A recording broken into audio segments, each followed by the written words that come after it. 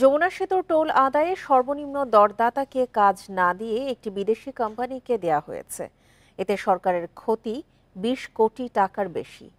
দেশি কোম্পানিটি প্রস্তাব দেয় ৫৫ কোটি টাকার, অথচ ৬০ কোটি টাকায় কাজ পেয়েছে চীনা প্রতিষ্ঠান। অনুসন্ধান বলছে, সাবেক আইনমন্ত্রীর প্রতিষ্ঠানকে কাজ দেয়ার সব আয়োজন ছিল, কিন্তু সরকার পরিবর্তন হওয়ায় তড়িঘড়ি করে চীনা কোম্পানিকে কাজ দিয়েছে সেতু বিভাগ। ১৯৯৮ সালে যমুনা সেতু উদ্বোধনের পর থেকে টোল আদায় করেছে ৪টি প্রতিষ্ঠান। এদের সাথে চুক্তি হয় ৫ বছরের জন্য, কিন্তু ২০১৬ সালে চুক্তি শেষ হলে বাধে বিপত্তি। ঠিকাদার নিয়োগ সময়ের ব্যাপার, তাই কারিগরি সহায়তার জন্য আনিসুল হকের প্রতিষ্ঠান সিএনএসকে ৬ মাসের দায়িত্ব দেওয়া হয়। পরে সেই প্রতিষ্ঠানই যাতে কাজ পায় এমন শর্ত আরোপ করা হয়। তারপরও কাজটি পাবে না বুঝতে পেরে হাইকোর্টে রিট করেন সাবেক আইনমন্ত্রীর প্রতিষ্ঠানটি। মামলা চলাকালে টোল আদায় করতে থাকে সিএনএস। ৮ বছরে প্রায় ৪০ কোটি টাকা হাতিয়ে নেয় প্রতিষ্ঠানটি। ২০২২ সালে রিট নিষ্পত্তি হলে আবারও দরপত্র আহ্বান করে সেতু কর্তৃপক্ষ। ৫০টি কোম্পানি টেন্ডার জমা দিলেও বাছাইয়ে রাখা হয় ৩টিকে। এর মধ্যে সিএনএসও ছিল। চীনা কোম্পানি সিআরবিসি প্রস্তাব দেয় ৬০ কোটি ৫৭ লাখ টাকার, বেইজিং আর এইচওয়াই টেকনোলজি ৭৪ কোটি ৭১ লাখ টাকা, আর আনিসুল হকের সিএনএস দেয় প্রায় ৮০ কোটি টাকার প্রস্তাব। কিন্তু যমুনা সেতু পরিচালনায় অভিজ্ঞতা থাকা সত্ত্বেও সর্বনিম্ন দরদাতাকে বাদ দেওয়া হয়। তাদের প্রস্তাব ছিল ৫৫ কোটি ৩৬ লাখ টাকার। টেন্ডার কিনলো ৫০টা, ড্রপ করছে 10টা। ওপেনিংয়ের সময় 2টা কোম্পানি আনিসমানি দেয়নি। তা 8টা টিকার মধ্যে এখন সবজি তো খুলছে, এদের কাছে না, সব এরা নিজেরাই খুলছে। খুললে দেখছে যে আমি লোয়েস্ট। আমার এটা রাস্তা করে সরাই দেখাইলো, আমরা সিরিয়ালি 4টা খুললাম। গভর্নমেন্ট টপল ডাউন হয়ে গেল, পরে তাড়াতাড়ি করে চাইনিজ কোম্পানির লোয়েস্ট বানায় সিএনএসরে দেওয়ার চেষ্টা ছিল। গত ১ সেপ্টেম্বর থেকে যমুনা সেতুতে টোল আদায় শুরু করেছে চীনা কোম্পানি। তবে সর্বনিম্ন দরদাতাকে কাজ না দেয়ায় ৫ বছরে সরকারের ক্ষতি ২০ কোটি টাকা। সেতু বিভাগের অসাধু কর্মকর্তাদের যোগসাজশে কয়েকটি কোম্পানি সব কাজ দখলে রেখেছিল বলে অভিযোগ বঞ্চিতদের, যদিও তা অস্বীকার করেছেন প্রধান প্রকৌশলী। আমরা টেকনিক্যাল প্রপোজালগুলো ইভ্যালুয়েশন করি। টেকনিক্যাল প্রপোজালে ইভ্যালুয়েশনে যারা রেসপন্সিভ হয় শুধুমাত্র তাদের আর্থিক প্রস্তাব খোলা হয়। এই আর্থিক প্রস্তাবের মধ্যে যে লোয়েস্ট হয় তাকে কাজ দেওয়া হয়। টেকনিক্যাল পার্টে ওরা কি করে, মন মতো 4টি টেন্ডারই খুলে। টেকনিক্যালি তো আমরা হাই পয়েন্ট, কিন্তু ইউরোপিয়ান কোম্পানি আমার জয়েন্ট ভেঞ্চার, তখন তারা বলে কি যে হ্যাঁ আপনাদের তো এটা নাই ওটা নাই, মানে আমতা করে কোনো উত্তর দিতে পারে না, সঠিক উত্তর দিতে পারে না, কারণ আমরা সব কিছুই তো দিছি। আমরা কি যাই না, আমরা যমুনা ব্রিজ চাইছি, আমরা যাই না কিভাবে টেন্ডার দিতাম। যে 3টি কোম্পানি কাজের জন্য উপযুক্ত বিবেচিত হয় তাদের কে কত নম্বর পেয়েছে এবং অন্যদের কেন বাদ দেওয়া হয়েছে, এসব জানতে চাইলে সেতু সচিব বা প্রধান প্রকৌশলী কথা বলতে রাজি হননি। যোগাযোগ বিশেষজ্ঞদের মতে দরপত্র প্রক্রিয়া স্বচ্ছ না হলে খরচ বাড়ে, যা টানতে হয় যাত্রীদের। অস্বচ্ছ প্রক্রিয়ায় যদি এই ধরনের কোনো টেন্ডার হয় তার জন্য কিন্তু একটা রিভিউ হবে এবং এটা ইন্ডিপেন্ডেন্ট। সবচেয়ে বড় যে জিনিস আগের সরকারে ছিল, সবাই সিন্ডিকেট হয়ে গিয়েছিল। সুতরাং তার স্বচ্ছতার জবাবদিহিতা নিশ্চিত করার জন্য থার্ড পার্টি ইন্ডিপেন্ডেন্ট। সেতুসহ বিভিন্ন সড়ক অবকাঠামোর টোল আদায়ে বিদেশি নির্ভরতা কমালে সাশ্রয় হবে বলেও মত দেন বিশেষজ্ঞরা। Ezazur Rahman, independent news, Dhaka. Class 8 pass মাদারীপুরের জয়নাল এখন ঢাকার বড় চিকিৎসক। চেম্বারে বসেন 3 হাসপাতালে। নিজের নাম বদলে বনে গেছেন ডাক্তার আরিফ হাসান। রোগী দেখেন বঙ্গবন্ধু মেডিকেল বিশ্ববিদ্যালয়ের অর্থোপেডিক সার্জন হিসেবে। চিকিৎসক পরিচয়ে বিয়েও করেছেন 5 বছর আগে। রাজধানীর মাতুয়াইলের ফেইথ হাসপাতাল। রোগী দেখছেন doctor Arif Hasan, orthopaedic surgeon, Bangabandhu medical বিশ্ববিদ্যালয়। তার বিএমডিসি নিবন্ধন নম্বর 81383। এই ওষুধটা 1 সপ্তাহ খান, দেখেন আল্লাহ পাক কতটুকু ভালো রাখে। অপারেশন প্রয়োজন নেই জানিয়ে রোগীকে দিলেন প্রেসক্রিপশন। জেনারেটর আর অপারেশন লাগবে না, কারণ ডক্টর প্রথম যিনি অপারেশন করছেন তিনি এভাবে করতে পারতেন। কিছুক্ষণ পর তার চেম্বারে এক ব্যক্তি, তার নামও ডাক্তার আরিফ হাসান। তারও বিএমডিসি নিবন্ধন নম্বর 81383। এবার 2 আরিফ হাসান পাশাপাশি। বিএমডিসির ওয়েবসাইটে গিয়ে নিবন্ধন নম্বরের সঙ্গে পরের ব্যক্তির চেহারা মিলে গেল। আপনার ছবি এখানে নাই কেন? উনি ওনাকে চিনতে পারছেন? জি, উনি আরিফ হাসান। উনি আরিফ হাসান, তাহলে আপনি কে? সন্দেহ জাগে, তবে কি তিনি এমবিবিএস ডাক্তার নন? এমবিবিএস এর ডিটেইল কি বলেন তো? এমবিবিএস এর মেডিকেল ভেরি গুড। না না না না বলেন। আমি বলে দিচ্ছি, লিখে দিচ্ছি, আপনি মুখে লিখে দিচ্ছি। আপনি মুখে বলেন।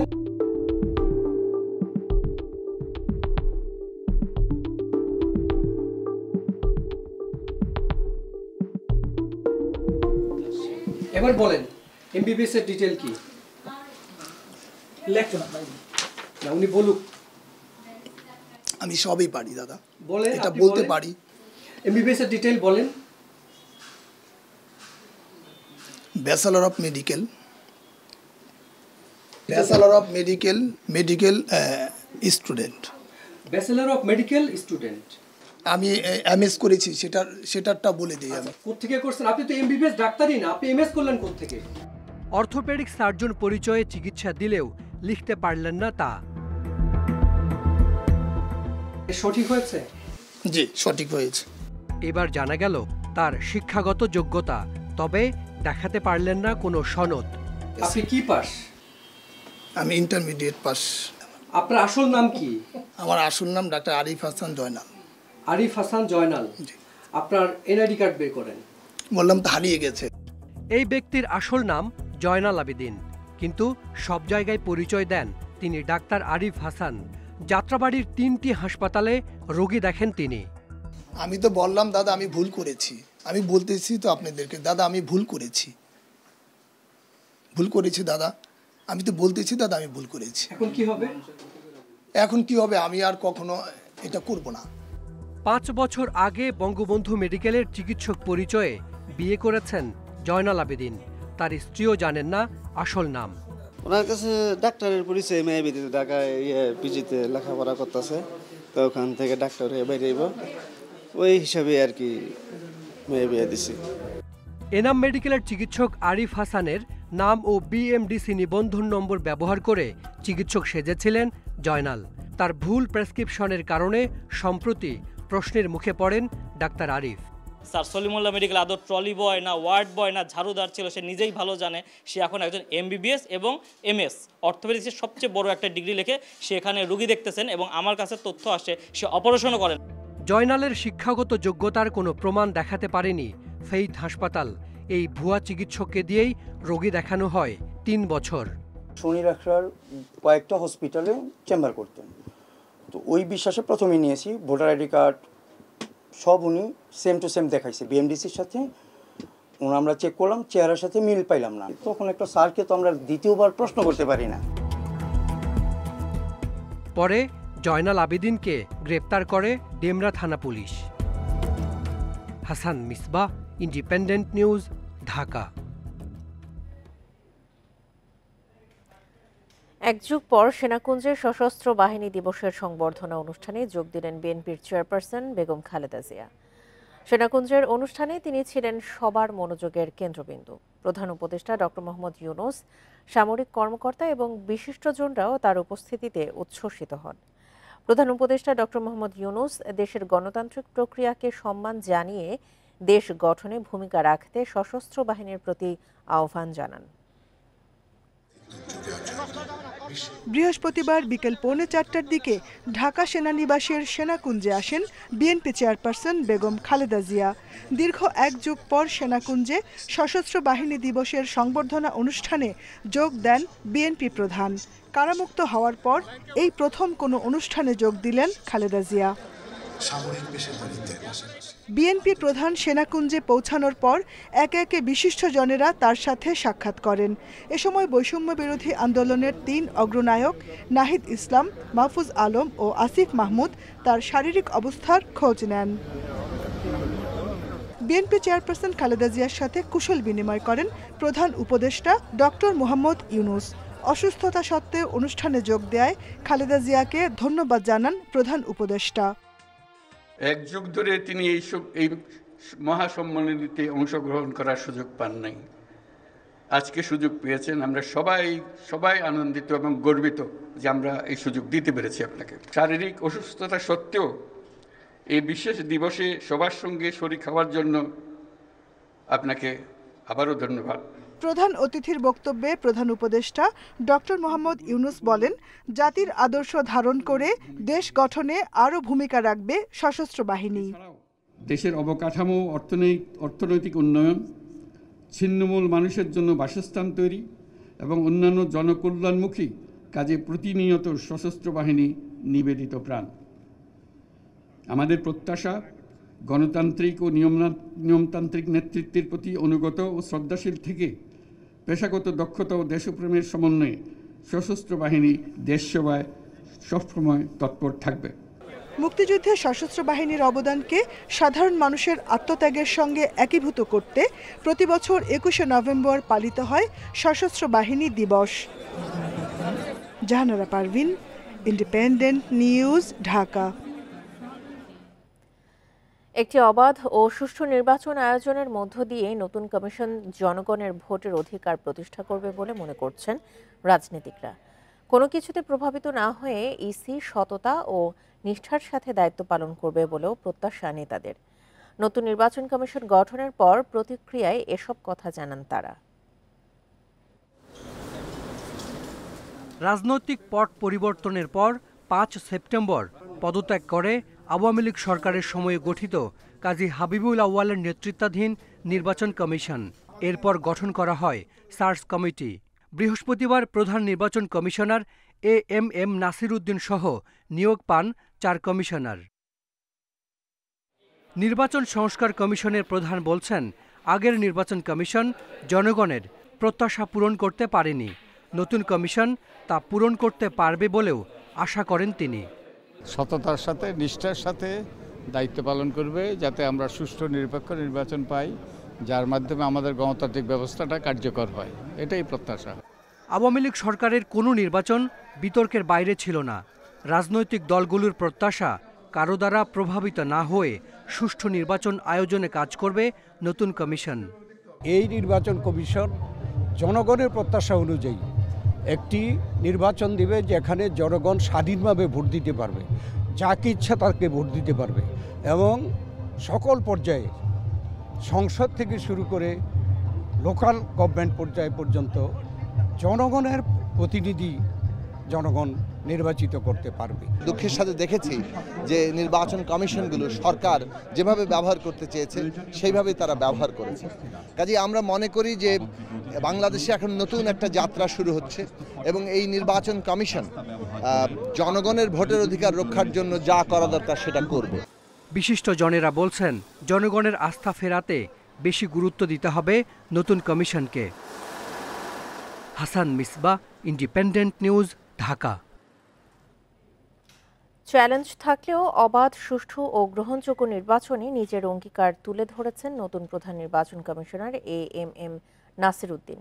ইন্ডিপেন্ডেন্ট টেলিভিশনকে দেয়া তাৎক্ষণিক প্রতিক্রিয়ায় অবসরপ্রাপ্ত এই সচিব এই অঙ্গীকারের কথা তুলে ধরেন। বলেন, জনগণের হারানো ভোটাধিকার ফিরিয়ে দেয়া হবে।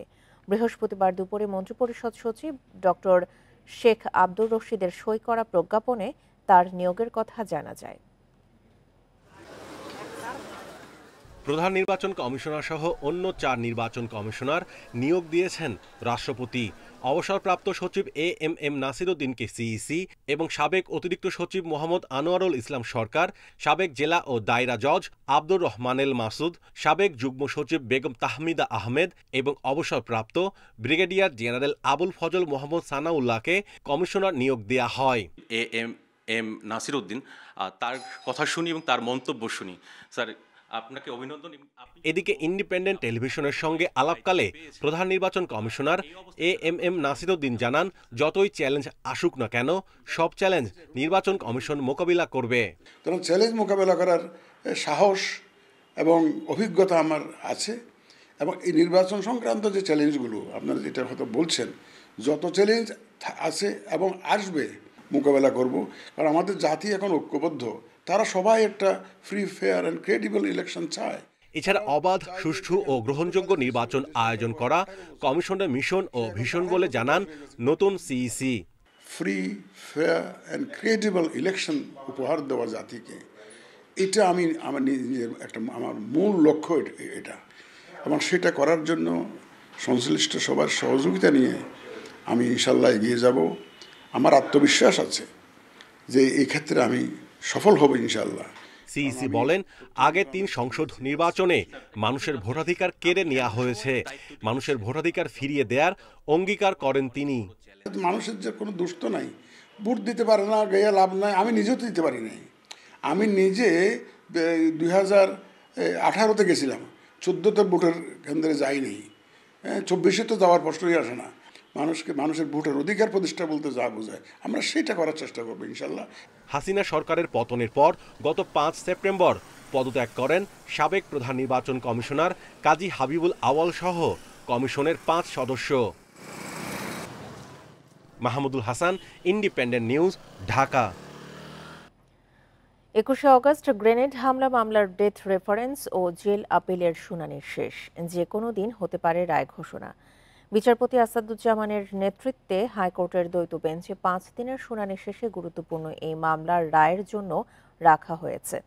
জ্যেষ্ঠ আইনজীবী SM শাহজাহান জানিয়েছেন, এই মামলায় তারেক রহমান যাবজ্জীবন কারাদণ্ডপ্রাপ্ত আসামি হলেও তিনি দেশে না থাকায় আপিল করতে পারেননি। তবু তার খালাস চেয়েছেন আইনজীবীরা।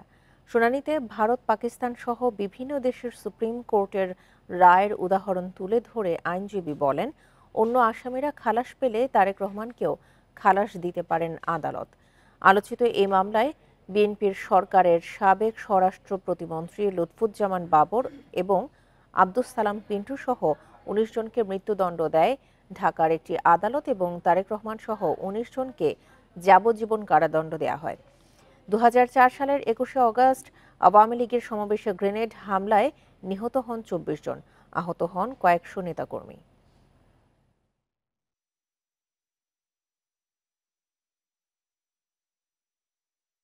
তারেক রহমান সাহেবের আপিল করতে না পারার পিছনে কারণ হলো his life was in danger. কোনো এভিডেন্স তার বিরুদ্ধে নাই এবং যেই সাক্ষীর উপরে বা কোনো মেটেরিয়ালসের উপরে ভিত্তি করে সাজা দেওয়া যায় এমন কোনো এভিডেন্স বা এমন কোনো মেটেরিয়ালস ওনার এগেনস্টে এই মামলার এই 13 ভলিউমের পেপার বুক, 10,000-12,000 পৃষ্ঠার পেপার বুকের কোথাও কিছু পাওয়া যাবে না যেখানে ডাইরেক্ট ওনার কোনো ইনভলভমেন্ট পাওয়া যায়। রাজধানীর সড়কে ব্যাটারির রিকশা অতি ঝুঁকিপূর্ণ, তাই এটি কয়েক ধাপে সরিয়ে নিতে বলছেন বিশেষজ্ঞরা।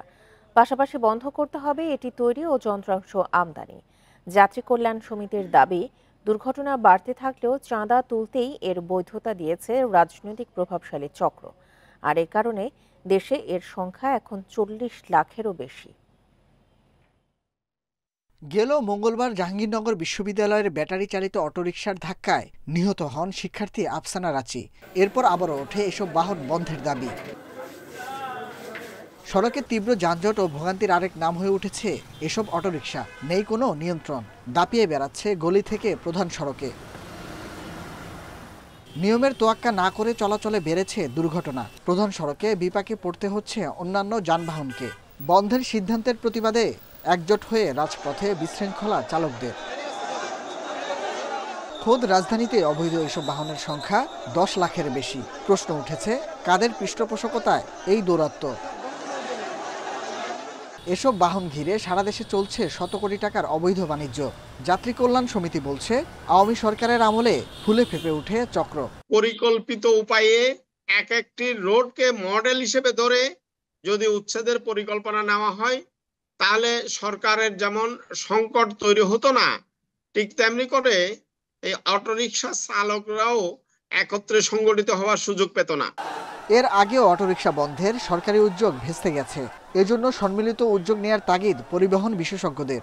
নতুন করে যন্ত্রাংশ আমদানি বন্ধের দিচ্ছেন তাগিদ। ঢাকা শহরেই দৈনিক প্রায় 1000-এর মতন এই ধরনের যানবাহনের জন্ম হচ্ছে। তো আমি বলবো আসলে জন্মটা বন্ধ করতে হবে। সেক্ষেত্রে যে ব্যাটারি মোটর যেটা আমরা বাইরে থেকে আমদানি করছি সেখানে একটা নিয়ন্ত্রণ লাগবে, এবং চার্জিং স্টেশনগুলি যেখানে অবৈধভাবে বিদ্যুৎ সংযোগ নিয়ে এই ধরনের বাহনে চার্জ করা হচ্ছে সেখানেও কিন্তু একটা নিয়ন্ত্রণ আনতে হবে। বর্তমানে সারা দেশে অটোরিকশা ছাড়িয়েছে 40 লাখেরও বেশি। এসব বাহন চার্জে খরচ হচ্ছে বিপুল পরিমাণ বিদ্যুৎ। Nahid Kamal, Independent news, Dhaka. Autorickshaw চালকদের আন্দোলনের ভোগান্তি সড়ক ছাড়িয়ে ট্রেনে। বৃহস্পতিবার সকাল 10টা থেকে বিকেল 4টা পর্যন্ত কমলাপুর থেকে ছেড়ে যায়নি কোনো ট্রেন। ফলে দীর্ঘ সময় অপেক্ষা আর ভোগান্তিতে পড়েন যাত্রীরা। কর্তৃপক্ষ জানায় অবরোধ প্রত্যাহারের পরই বিকেল 4টা থেকে সচল হয় রেল চলাচল। সকাল 10টা 40 মিনিটে কমলাপুর রেল স্টেশনের 1 নম্বর প্ল্যাটফর্ম থেকে ছেড়ে যাওয়ার কথা থাকলেও কিশোরগঞ্জ এক্সপ্রেস ছাড়েনি। শুধু কিশোরগঞ্জ এক্সপ্রেস নয়, জামালপুর, অগ্নিবীণা, জয়ন্তিকা সহ অন্তত 10টি ট্রেন বিকেল 4টা পর্যন্ত প্ল্যাটফর্মেই ছিল। দীর্ঘ সময় অপেক্ষায় নাভিশ্বাস যাত্রীদের। কেউ অলস ঘুমে, কেউ বা ট্রেন থেকে নেমে বসেছিলেন প্ল্যাটফর্মে। দুর্ভোগ থেকে মুক্তির অপেক্ষায় রেল যাত্রীরা। আমাদের তো টিকিট ছিল 10:30টায়, ছাড়ার কথা, এখন তো 1টা বেজে যাচ্ছে, তাও ট্রেন ছাড়ার কথা। আমরা এখানে 10টা বাজে আসছি, এখন পর্যন্ত ট্রেন ছাড়ে নাই, আর ওনারা শিওর দিয়ে কিছু বলতেছেও না যে কখন ছাড়বে। এখানে তো অবরোধ, তারা তো সঠিকভাবে সময় দিচ্ছে না। হ্যাঁ, তারা বলছে ওইখানে যদি কোনো শান্ত হয় তাহলে রেল যোগাযোগ স্বাভাবিক হবে। এরা কুম্বালা সারে ঠিক নাই, কইতারে না নিদি কুম্বালার সারে আমরা যাইতেছি। রেল কর্তৃপক্ষ অবশ্য বলছে বিকেল 4টা পর্যন্ত ছাড়তে পারেনি কোনো ট্রেন। শিডিউল বিপর্যয় কাটাতে লাগবে কিছুটা সময়। অটোরিকশা চালকদের অবরোধ প্রত্যাহারের পরেই ছাড়ে ট্রেন। শিডিউল বিপর্যয় তো আলটিমেটলি হয়ে যাবে, তবে আশা করছি যে যদি অল্প কিছুক্ষণের মধ্যে কিছু হয় তাহলে শিডিউল বিপর্যয় যেটা আছে আমাদের লেভেল থেকে আমাদের সবগুলো ডিপার্টমেন্ট সবাইকে আমাদের ঊর্ধ্বতন কর্তৃপক্ষের নির্দেশে আমি প্রস্তুত আছি। যতটা শিডিউল বিপর্যয় কমিয়ে আনা যায় আমরা কাজ করে যাব। সকাল 9টা 45 মিনিটে কমলাপুর থেকে সবশেষ তিতাস কমিউটার ছেড়ে গেছে, তবে সেটি আটকে ছিল তেজগাঁ স্টেশনে। বিকেলে অবরোধ উঠে যাওয়ার পর শুরু হয় রেল চলাচল। বন ইবনে কামাল, ইন্ডিপেন্ডেন্ট নিউজ, ঢাকা। রাজশাহীতে বৈষম্য বিরোধী ছাত্র আন্দোলনের সভায় সংঘর্ষের ঘটনা ঘটেছে। এতে আহত হয়েছে 3 থেকে 4 জন শিক্ষার্থী। বৃহস্পতিবার বিকেলে কালেক্টরেট মাঠে এই ঘটনা ঘটে। বৃহস্পতিবার বিকেলে কেন্দ্রীয় সমন্বয়ক আসিফ মোস্তফা নেহাল ও কানিজ ফাতিমার উপস্থিতিতে কালেক্টরেট মাঠে সভা শুরু হয়। এ সময় ফাতিন মেহেদি নামে এক শিক্ষার্থী নিজেকে সমন্বয়ক দাবি করলে তা নিয়ে বিতর্ক তৈরি হয়। এ সময় কথা কাটাকাটি ও হাতাহাতির ঘটনা ঘটলে আহত হন 3 থেকে 4 জন শিক্ষার্থী। পরে সভাস্থল থেকে বের হয়ে আসেন রাজশাহী কলেজের বৈষম্য বিরোধী ছাত্র আন্দোলনের ছাত্রনেতা সোহেল রানা। পথে তার উপর লাঠি ও হাতুড়ি নিয়ে হামলা চালায় কয়েকজন দুর্বৃত্ত। এতে গুরুতর আহত হন রানা। পরে তাকে উদ্ধার করে রাজশাহী মেডিকেলে ভর্তি করা হয়েছে।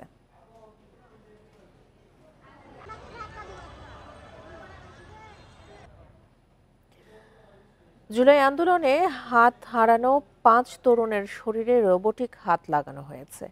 আইসিটি বিভাগ ও ব্যাবিলন গ্রুপের সহায়তায় এই উদ্যোগ নেওয়া হয়।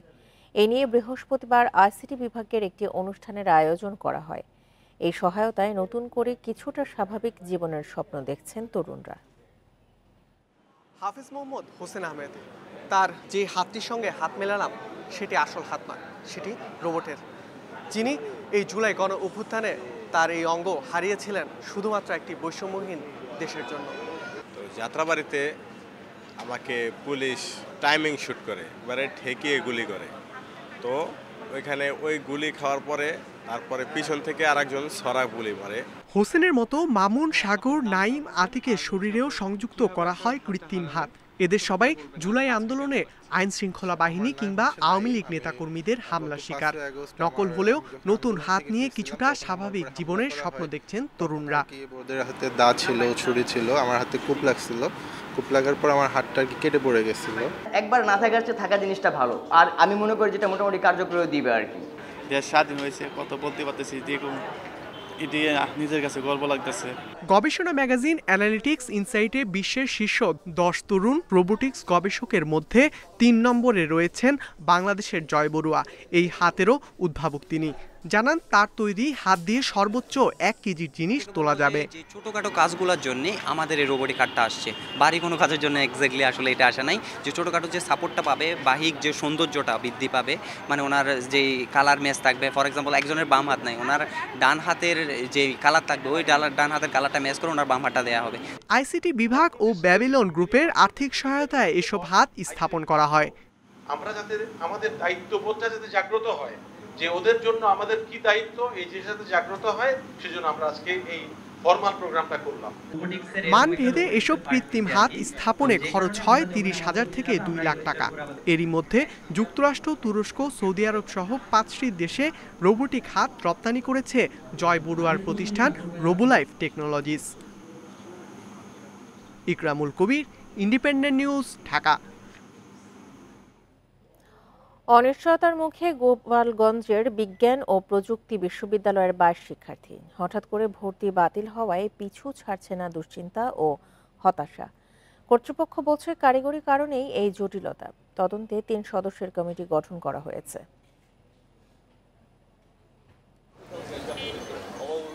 বিভিন্ন বিশ্ববিদ্যালয় থেকে ভর্তি বাতিল করে পছন্দের বিষয় পেয়ে গোপালগঞ্জের বঙ্গবন্ধু শেখ মুজিবুর রহমান বিজ্ঞান ও প্রযুক্তি বিশ্ববিদ্যালয়ে ভর্তি হন 22 শিক্ষার্থী। পরে ব্যক্তিগত একটি মোবাইল নম্বর থেকে ফোন করে তাদের জানানো হয় ভর্তি বাতিল হয়েছে। শিক্ষার্থীরা জানান, ওরিয়েন্টেশন প্রোগ্রামে অংশ নিয়ে 2 থেকে 3 দিন ক্লাসও করেছেন অনেকে। হঠাৎ এমন সিদ্ধান্তে হতাশ তারা। ক্যাম্পাস থেকে যাচ্ছি, বাসের মধ্যে ফোন করে বলতেছে যে আপনার এরকম সিট নেই, অবশিষ্ট সিট নেই, আপনি এখন অন্য ভার্সিটিতে মাইগ্রেশন যদি পান তাহলে আপনি কাগজ, পেপার ছিল, টাকা সবকিছু উঠাই নিয়ে অন্য ভার্সিটিতে করতে পারবেন। আমাদের ওরিয়েন্টেশন ক্লাস হয়েছে এবং আমি একদিন ক্লাসও করছি। ওই দিন আমাকে হঠাৎ করে কল দিয়ে বলা হয় যে আমাদের এখানে সিট নেই, আমরা মাইগ্রেশন আপনারা অন করে দিচ্ছি। অভিভাবকরা জানিয়েছেন টেকনিক্যাল সমস্যার কথা বলে ভর্তি বাতিল করেছে বিশ্ববিদ্যালয় কর্তৃপক্ষ। ফেরত নিতে বলা হয়েছে টাকা ও প্রয়োজনীয় কাগজপত্র। এতে সন্তানের ভবিষ্যৎ নিয়ে দুশ্চিন্তায় তারা। এরা ইউনিভার্সিটিতে ভর্তি হয়ে গেছে, এদের ক্লাস হবে এটাই জানি। হঠাৎ করে ফোন দিয়ে কাউকে মেসেজ দিয়ে বলতেছে যে না তোমার ভর্তি বাতিল। যাওয়ার আর জায়গা নেই, ওদিক ভর্তি ক্যান্সেল করে আসছে। এই অবস্থায়, এই মতো অবস্থায় আমার মেয়ে বলছে যে মা আমার সুসাইড ছাড়া আর কোনো পথ নেই। এই ঘটনায় 3 সদস্যের কমিটির তদন্তের ভিত্তিতে প্রয়োজনীয় ব্যবস্থা নেবে বিশ্ববিদ্যালয় কর্তৃপক্ষ। তবে এই বিষয়ে গণমাধ্যমে কথা বলতে রাজি হয়নি তারা। গত 11 নভেম্বর ওরিয়েন্টেশনের পরই বঙ্গবন্ধু বিজ্ঞান ও প্রযুক্তি বিশ্ববিদ্যালয়ের শ্রেণী কার্যক্রম শুরু হয়। Independent news. কিশোরগঞ্জে ডিবি হারুনের 100 কোটি টাকার প্রেসিডেন্ট রিসোর্ট। প্রতি কক্ষের জন্য একদিনের ভাড়া ছিল 20,000 টাকা। অথচ এটি গড়তে ভয় দেখে জোর করে নেওয়া হয়েছে যে জমি, তার দাম এখনও পাননি কৃষক। রিসোর্ট বন্ধ, হারুন ও তার ভাই রশিদ পলাতক। তাই সেই টাকা পাওয়ায় দেখা দিয়েছে অনিশ্চয়তা। মিঠামইনের প্রত্যন্ত গ্রাম হোসেনপুর। হাওরের মাঝে 40 একর জায়গা জুড়ে প্রেসিডেন্ট রিসোর্ট। সাবেক ডিবি প্রধান হারুন অত্যাধুনিক এই রিসোর্টটি গড়ে তোলেন। পুকুর, হেলিপ্যাড, সুইমিং পুল ও ক্যাফে সুবিধাসহ ডুপ্লেক্স কটেজে 40টি শীতাতাপ নিয়ন্ত্রিত কক্ষ রয়েছে। প্রতি কক্ষের একদিনের ভাড়া 20,000 টাকা। তাই রিসোর্টটিতে সাধারণের যাতায়াত ছিল না বললেই চলে। তবে 5 আগস্ট সরকার পতনের পর থেকেই জনমানবহীন ভুতুড়ে অবস্থায় পড়ে আছে। রেস্টুরেন্টে ঘুরতে আসছিলাম, এখন এসে দেখি এখানে তালাবদ্ধ দেওয়া। ঢাকা থেকে বিবিআইপি লোকজন আসতো, কারণ হারুন সাহেব ছিল তখন একজন ক্ষমতাসীন পুলিশ কর্মকর্তা। অভিযোগ আছে রিসোর্টের জন্য ভয় দেখিয়ে জোরপূর্বক নেয়া জমির দাম এখনো পাননি অনেকেই। যাদের সম্পত্তি দখল করে তৈরি হয়েছে রিসোর্টটি, তারা এখনো হারুনের ভয়ে মুখ খুলছে না। জায়গা কিনছে আর কিছু সাধারণ মানুষ এবং নিরীহ মানুষ তাদের জায়গা জোরপূর্বক দখল করছে, দখল করে এই রিসোর্টটা করছে। কিন্তু তখনকার সময় ওই সাধারণ মানুষগুলা হারুনের এই অত্যাচারের কোনো প্রতিবাদ করার সুযোগ পায় না। এটা দেখতে চাই যে সত্যিকার অর্থে যে এত টাকা কোথা থেকে হারুন সাহেব পেল। 5 আগস্টের পর থেকে রিসোর্ট বন্ধ রয়েছে। ব্যবস্থাপনা পরিচালকের দায়িত্বে থাকা হারুনের ভাই শাহরিয়ার রশিদ আছেন পলাতক। Independent news. ক্ষমতার প্রভাব খাটিয়ে জমি দখল, অপহরণ, মিথ্যা মামলা দেওয়ার অভিযোগ উঠেছে যশোরের ঝিকরগাছা উপজেলার কাশীপুর গ্রামের কথিত মুক্তিযোদ্ধা মকবুল হোসেন ও তার ছেলে কক্সবাজার এপিবিএনের অতিরিক্ত পুলিশ সুপার ফখরুল হাসানের বিরুদ্ধে। অভিযোগ আছে স্বজনদের জমি দখল করে বিশাল বাড়ি বানিয়েছেন তারা। এদিকে এই সংবাদ সংগ্রহ করতে গিয়ে হামলার শিকার হন ইন্ডিপেন্ডেন্ট টেলিভিশনের যশোর প্রতিনিধি। 2022 সালে 14 এপ্রিল যশোরের ঝিকরগাছায় 30 লাখ টাকা ও স্বর্ণালংকার চুরির অভিযোগ দেয়া হয় শাহজাহান ও তার ছেলে রায়হান কবিরকে। এপিবিএনের অতিরিক্ত পুলিশ সুপার ফখরুল হাসান ও বাবা মকবুল হোসেন চুরির দায়ে নির্যাতন করেন বাবা ছেলেকে। 2 দিন ধরে আটকে রেখে চালানো হয় অমানসিক নির্যাতন। এমন অনেক অভিযোগ রয়েছে মকবুল হোসেনের বিরুদ্ধে। ভুয়া মুক্তিযোদ্ধা সনদ নিয়ে কোটার মাধ্যমে ছেলে ও মেয়েকে সরকারি চাকরির ব্যবস্থা করেন তিনি। এএসপি ছেলের প্রভাব খাটিয়ে এলাকায় জমি দখল, মারপিট ও নির্যাতনের অভিযোগ রয়েছে তার নামে। গত 10 বছরে মকবুলের পরিবার অবৈধভাবে জমি দখল করে বিপুল সম্পদের মালিক হয়েছেন, এমন অভিযোগ ভুক্তভোগীদের। মিথ্যে একটা ভিডিও স্বীকারোক্তি করায় 30 লাখ টাকা, 10 ভরি সোনা, একটা ক্ষয়ক্ষতির একটা দেখাইয়ে 300 টাকার একটা স্ট্যাম্পে আমার স্বামীর দিয়ে সই করায়নি। শুধু অন্যের জমি নয়, অবৈধভাবে প্রভাব বিস্তার করে স্বজনদের জমি দখল করেও অট্টালিকা গড়েছেন মকবুল ও তার সন্তান ফখরুল হাসান। আর এক মেম্বারও আছে আমার এক বোনাই, তার জমি এর ভিতরে আছে, সেও তাও জোর করে নিয়েছে, সেও কোনো কথা বলতে পারিনি। জোর করে হচ্ছে ঘর করে নিয়েছে, দিনই খুঁটো পুঁতে থইল, সে জোর করে হচ্ছে দখলে নিয়ে নিয়েছে। পিতা পুত্রের আধিপত্যের বিষয়টি জানলেও ভয় মুখ খুলতেন না স্থানীয় জনপ্রতিনিধিরাও। লোকমুখে যে দোকানে শুনেছি যে হ্যাঁ এটা হয়েছে, তার বাড়িতে চুরি চটকামি করেছে বা তার ধরে মারপিট করেছে, এগুলো শুনছি। কৃষ্ণনগর একটা জমি কিনা আছে, সেই জমিটা মকবুল চাচা দখল করে রেখেছে। শকত চাচার দিন, এটা শকত চাচার মুখের কথা। ফখরুল হাসান কক্সবাজার এপিবিএনের ও মেয়ে বেনজির বিউটি জাহাঙ্গীরনগর বিশ্ববিদ্যালয়ের শেখ ফজিলাতুন্নেসা মুজিব হলের হল সুপারভাইজার হিসাবে দায়িত্ব পালন করছেন। Independent news. টানা 3 যুগেরও বেশি সময় ধরে অচল হয়ে আছে চট্টগ্রামের নিউ মার্কেট ও রিয়াজউদ্দিন বাজার এলাকায় নির্মিত দুটি ফুট ওভারব্রিজ। বিভিন্ন কারণে এসব ওভারব্রিজে উঠতে ভয় পান শিক্ষার্থী সহ সাধারণ মানুষ। একইভাবে থমকে আছে নগরের 38টি গুরুত্বপূর্ণ মোড়ের জন্য প্রস্তাবিত ফুট ওভারব্রিজের নির্মাণের কাজও। মেয়র বলছেন, গুরুত্ব বিবেচনায় শিগগিরই শুরু হবে ফুট ওভারব্রিজ নির্মাণ কাজ। 80-র দশকে নগরের নিউ মার্কেট ও রিয়াজউদ্দিন বাজার মোড়ে নির্মিত হয়েছিল দুটি ফুট ওভারব্রিজ। শুরুতে এসব ফুট ওভারব্রিজ দিয়ে লোকজনের চলাচল ছিল চোখে পড়ার মতো, অথচ সময়ের সাথে সাথে নগরীতে জনসংখ্যা ও যানবাহন বাড়লেও কমেছে এসব ব্রিজের ব্যবহার।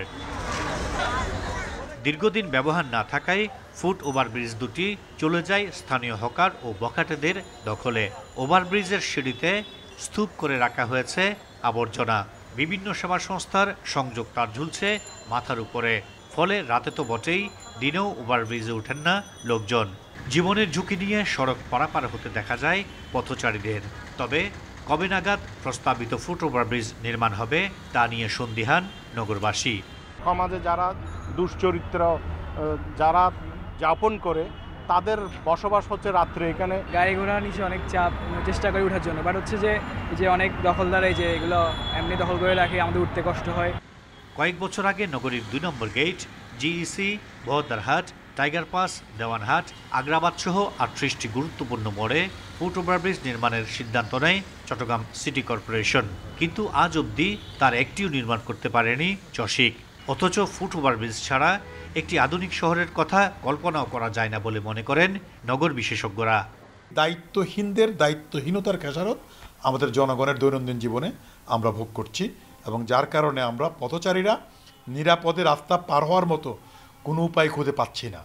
গুরুত্ব বিবেচনা করে অতি দ্রুতই নগরের নানা জায়গায় ফুট ওভারব্রিজ নির্মাণ করা হবে বলে জানিয়েছেন নতুন মেয়র। যেখানে দরকার সেখানে অবশ্যই ফুট ওভারব্রিজ হবে, এবং আশা করছি আমাদের এই কাজগুলো ইনফ্যাক্ট আগে হয়তোবা মনিটরিং ছিল না, এখন আমরা সেই কাজগুলো করছি মনিটরিং করে, যেখানে যেটা দরকার প্রায়োরিটি বেসিস সেটা আমরা করার চেষ্টা করছি। সড়ক পারাপারের সহজ পথ না থাকায় প্রতিদিনই বিপাকে পড়তে হচ্ছে শিশু, বৃদ্ধসহ সব শ্রেণীর লোকজনকে। Ahsan Riton, Independent News, Chattogram. পর্যটক আনাগোনায় মুখর হয়ে উঠেছে রাঙামাটির পর্যটন কেন্দ্রগুলো। ব্যাপক ভিড় হচ্ছে ছুটির দিনগুলোতে। পর্যটক বাড়ায় শীতের মৌসুমে ভালো ব্যবসার আশা করছেন ব্যবসায়ীরা।